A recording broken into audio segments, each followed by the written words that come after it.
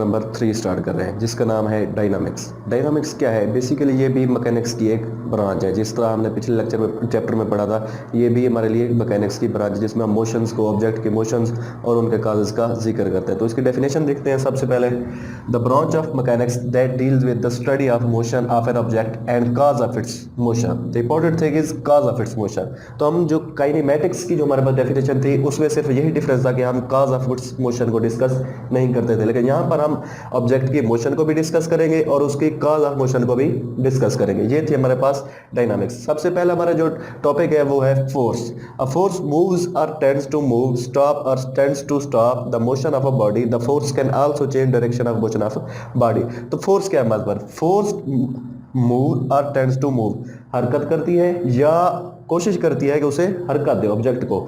Tends to stop, या उसे रोकती है या उसे रोकने की कोशिश करती है। और उसके साथ ही force can also change direction of motion of body.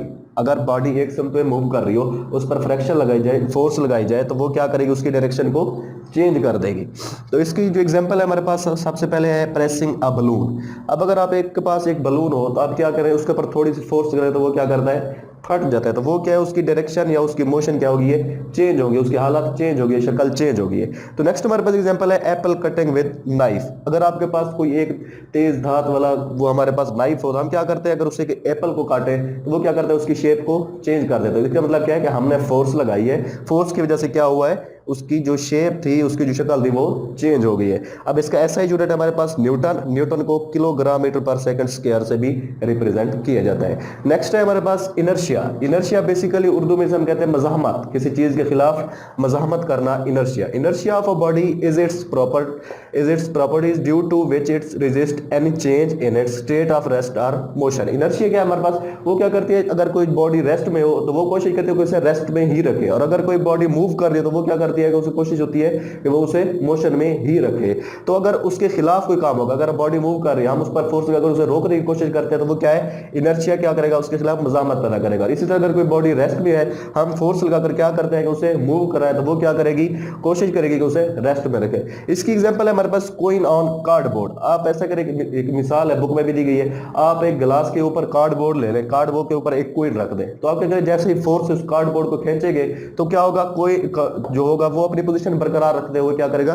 Glass में गिर जाएगा। तो इसका मतलब क्या है कि उसने अपनी पोजीशन चेंज नहीं की। किसकी वजह से? इनर्शिया की वजह से, क्योंकि इनर्शिया ने क्या किया है? फोर्स के खिलाफ मज़ाहमत की है कि वो अपनी पोजीशन चेंज ना करे। नेक्स्ट है हमारे पास मोमेंटम। मोमेंटम क्या है हमारे पास? Momentum of a body is the quantity of motion it possesses due to its mass and velocity. Momentum एक क्वांटिटी है, एक तादाद है किस चीज की? Motion it possesses due to its mass and velocity. कोई भी ऑब्जेक्ट जब मूव करता है उसके मास और वेलोसिटी की वजह से जो मोशन पोजेस होती है उसे हम क्या कहते हैं? मोमेंटम कहता है। मोमेंटम को किस चीज से रिप्रेजेंट करते हैं? इसे बेसिकली रिप्रेजेंट किया जाता है पी से, कैपिटल पी से, which is equal to mass multiply by velocity. क्योंकि जिन दो की वजह से ये मूव करता है उसकी वजह से क्या है? एम ज़रब वी या एम मल्टीप्लाई बाय वी। तो इसका ऐसा यूनिट हो गया हमारे पास किलोग्राम मीटर पर सेकंड। अब मास का unit kilogram, velocity metre per second, जब इनको मल्टीप्लाई करेंगे तो हमारे पास क्या आंसर आएगा? Kilogram metre per second. ये इसका क्या है? एसआई यूनिट है।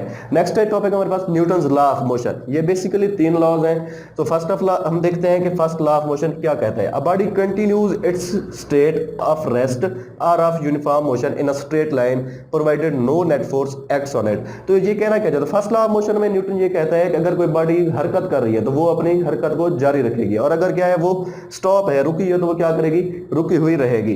A body continues its shape of rest or of uniform motion in a straight line provided no net force, जब तक उसे कोई बैरोनी फोर्स अमल ना करे। It is also called law of inertia. ये क्या कहलाता है? लॉ ऑफ इनर्शिया भी कहलाता है। तो इसकी एग्जांपल है हमारा बुक ऑन टेबल। अगर टेबल के ऊपर कोई बुक पड़ी है तो वो क्या करेगी? तब तक नहीं हिलेगी जब तक उस पर कोई फोर्स नहीं लगाएंगे। दूसरी है हमारे पास मूविंग ऑब्जेक्ट। ऐसा ऑब्जेक्ट जो मूव कर रहे हैं तो वो तब तक नहीं रुकेगा जब तक हम क्या करेंगे? उस पर कोई फोर्स अमल नहीं करवाएंगे कि उसे रोक सके। तो ये थी हमारे पास Newton's first law of motion. Next है हमारे पास Newton second law of motion. जैसा कि हमने पहला लॉ देखा था तो न्यूटन के 3 लॉ थे। सेकंड लॉ ऑफ मोशन क्या है? When a net force act on a body it produces acceleration.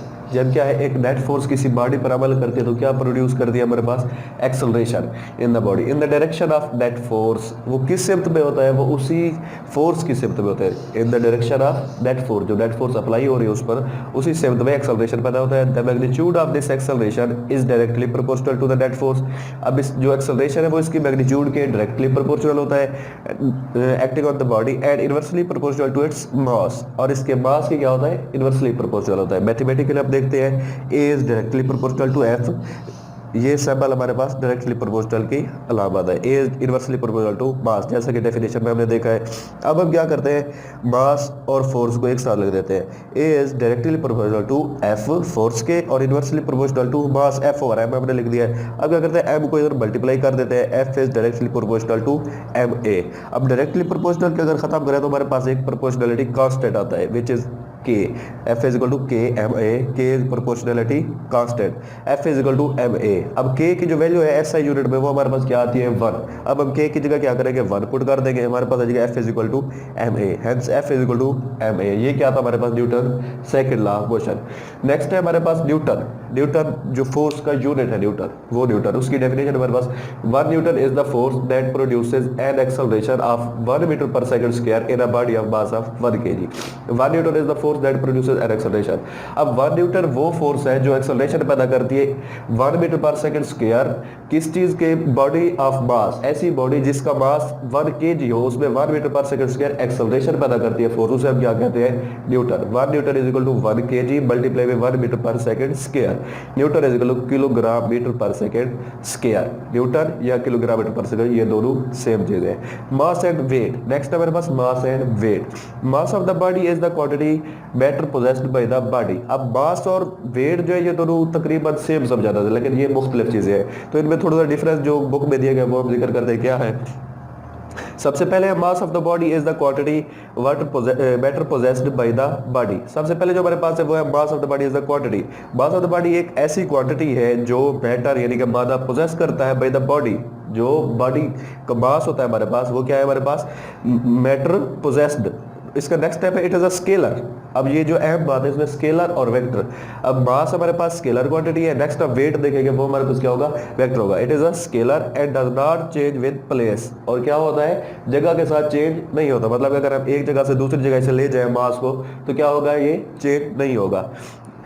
It can be measure by beam balance. इसे क्या कर सकते हैं हम, सादा बीम बैलेंस से भी मेजर कर सकते हैं। ये हमारे पास क्या था, मास था। इसमें सबसे पहला डिफरेंस जो है हमारे पास वो है body is the quantity matter possessed. Next है हमारे पास it is a scalar quantity and third है हमारे पास it does not change with balance place, it can be measured with beam balance. Next है हमारे पास वेट। वेट क्या, it is a force of gravity acting on it.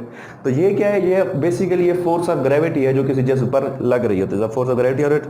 Weight of the body on earth is equal to force attracts it. अब ये क्या है, wait of the body. जब जमीन पर किसी भी जिस्म का जो वेट है वो किस चीज के इक्वल है, वो उस फोर्स के इक्वल है जो इसे अट्रैक्ट करती है अपनी जानिब। जमीन जो अट्रैक्ट करती है जिस चीज को वो उस फोर्स के इक्वल होता है। It depends on G and acceleration. अब ये क्या है, ये जी की वैल्यू और एक्सेलरेशन पर डिपेंड करता है। तो इसका जो फार्मूला है हमारे पास वो है W is equal to M G, M mass G gravity. ये W किसकी अलामत है, वेट की। It is a vector quantity, SI unit is newton. तो ये क्या हमारे पास वेक्टर क्वांटिटी है, ये क्या थी हमारे पास स्केलर क्वांटिटी, जो बेसिक डिफरेंस है इनके दरमियान।